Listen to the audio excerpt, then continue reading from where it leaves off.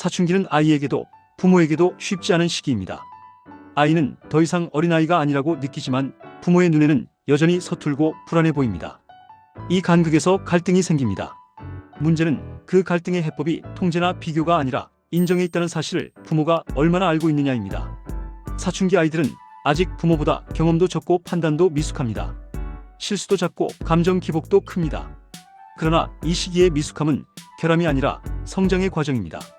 아이가 서툰 선택을 하는 이유는 능력이 없어서가 아니라 능력을 시험해 볼 기회를 이제 막 갖기 시작했기 때문입니다. 이 점을 이해하지 못한 채 너는 아직 어려, 그건 내가 알 일이 아니야 라는 말로 아이를 내려다보면 아이는 자신의 가능성을 스스로 낮춰 평가하게 됩니다. 부모의 말 한마디는 사춘기 아이에게 거울과 같습니다. 반복해서 부정적인 평가를 받는 아이는 결국 그 평가에 자신을 맞추게 됩니다. 너는 왜 항상 그래? 라는 말은 아이에게 나는 항상 부족한 사람이라는 자기 개념을 심어줍니다. 이렇게 형성된 열등감은 성적 문제로 끝나지 않고 대인관계와 자존감 전반에 영향을 미칩니다. 반대로 미숙함 속에서도 아이의 가능성을 읽어주는 부모가 있습니다. 결과보다 과정에 주목하고 실패 속에서도 시도를 인정해주는 부모입니다. 이번 선택은 아쉬웠지만 내가 스스로 고민한 건 참 의미 있었어. 이 한 문장은 아이에게 강력한 메시지를 전달합니다. 나는 아직 배우는 중이지만 존중받는 존재다라는 감각입니다. 사춘기 아이들은 특히 자신의 생각과 행동을 인정받을 때 크게 반응합니다. 부모의 동의를 원해서가 아니라 자신의 판단이 의미 있는 판단임을 확인받고 싶어서입니다. 이 시기에 부모가 해야 할 역할은 정답을 알려주는 사람이 아니라 생각을 확장시켜주는 동반자입니다. 왜 그렇게 생각했어? 라는 질문 하나가 아이의 사고를 깊게 만들고 부모와의 관계를 대화의 관계로 바꿔놓습니다. 물론 인정이 곧 방임을 의미하지는 않습니다. 위험한 선택이나 명백히 잘못된 행동에는 분명한 기준과 책임이 필요합니다. 다만 그 기준을 세우는 방식이 중요합니다. 부모니까 시키는 대로 해가 아니라 이 선택이 왜 위험한지 함께 생각해보자는 접근이 필요합니다. 기준은 단호하되 태도는 존중이어야 합니다. 사춘기 자녀를 둔 부모가 자주 빠지는 함정 중 하나는 비교입니다.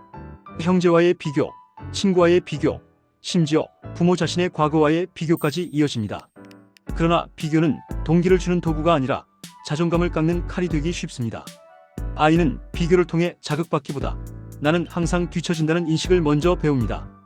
이 시기에 아이에게 가장 필요한 것은 너는 지금 이만큼 잘하고 있다는 구체적인 인정입니다. 막연한 칭찬이 아니라 행동과 선택에 대한 구체적인 피드백이 중요합니다. 요즘 네가 스스로 시간 관리를 하려고 노력하는 게 보여. 동생에게 화를 참은 건 정말 큰 성장이야. 이런 말은 아이가 자신의 성장을 스스로 인식하게 돕습니다. 사춘기는 독립을 향한 연습의 시간입니다. 넘어지고 흔들리는 과정이 포함될 수밖에 없습니다. 부모가 해야 할 일은 아이가 넘어지지 않게 붙잡아 두는 것이 아니라 다시 일어설 수 있다는 믿음을 심어주는 것입니다. 그 믿음은 훈계가 아니라 인정에서 자랍니다. 아이를 인정한다는 것은 아이를 완벽하다고 말하는 것이 아닙니다. 미숙함을 있는 그대로 보되 그 안에 담긴 가능성을 함께 바라보는 것입니다. 부모가 아이를 한 사람의 성장 중인 인격체로 대할 때 아이는 비로소 자신을 신뢰하게 됩니다. 그리고 그 신뢰가 사춘기를 지나 성인으로 성장하는 가장 든든한 밑거름이 됩니다. 사춘기 아이를 키운다는 것은 통제의 기술이 아니라 기다림과 인정의 지혜를 배우는 일입니다.